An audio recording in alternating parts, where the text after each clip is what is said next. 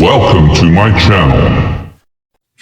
Yung mga ka-junk shop, tuturo ko po sa inyo yung technique kung paano madaling matanggalin itong mga valve ring. So ito mga ka-junk shop, natanggal na natin to.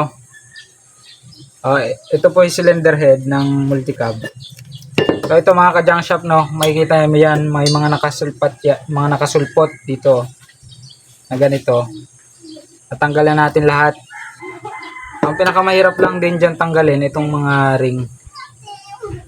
Ito naman mga ka-junk shop, no, doon sa hindi pa nakapanood nung nakaraang video natin, meron po tayong video kung paano po tanggalin to. Pinupunso lang po yan. Tapos yung punsol nyo po na gagamitin, so dapat kasi laki lang po yung bilog nito para lusutan, hindi po sasabit. Kaya mga ka-junk shop, tanggal na po lahat yan dyan.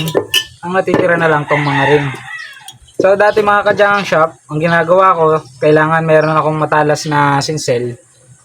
So sinisinsel ko po yan. Kailangan po kasi mahati nyo po muna yung mga ring bago nyo siya tuluyang matanggal. Madali.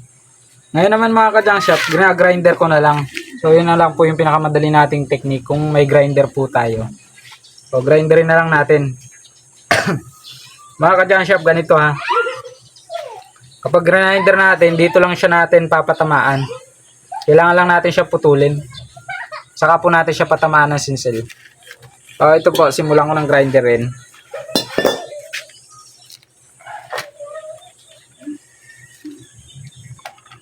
Mga ka-junk shop, huwag kalimutan mag-face shield.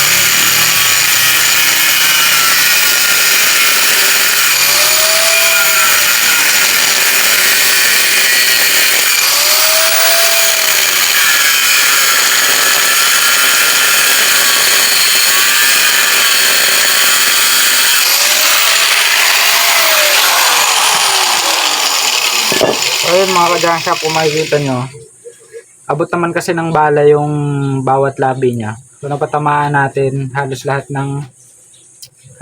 ng labi ng ring. Pamadali na po yan kasi kapag sinisil natin yan, bibiak na lang yan. Kuha lang po tayo ng sinsil. Yan, kahit maliit na sinsil, tapos martilyo. Mga ka-junk shop, dito po sa gilid ang patama. Huwag po sa pinakang ring, kahit sa mismong alloy. Panoorin nyo lang po itong ginagawa ko para matutunan po tayo kahit konti sa pagbaklas. Ayun mga ka-junk shop, kita nyo, kumakawang. Gusto na yung kumakawang. Ayan. O kahit sungkitin na lang po natin yan. Yun. Yun o. Dali na pong tanggalin. So ganun lang.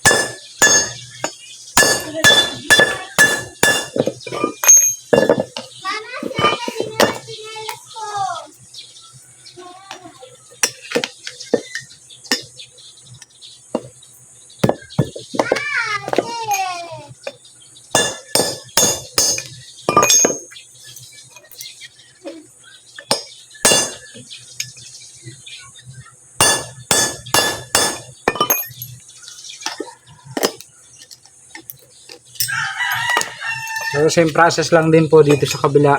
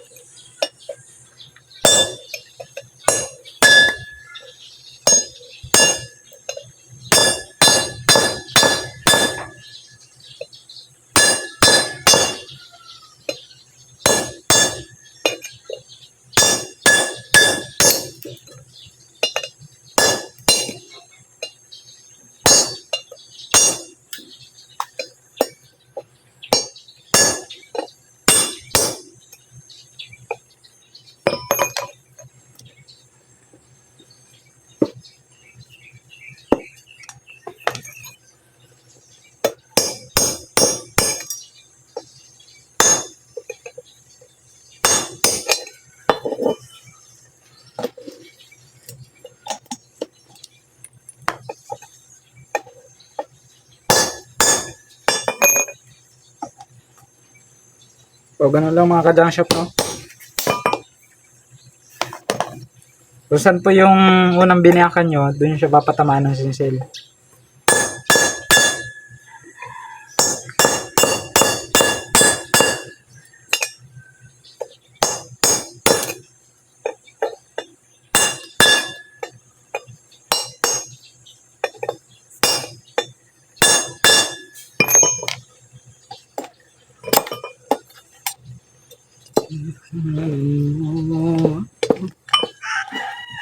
So yun mga ka-junk shop, madali lang, tapos na.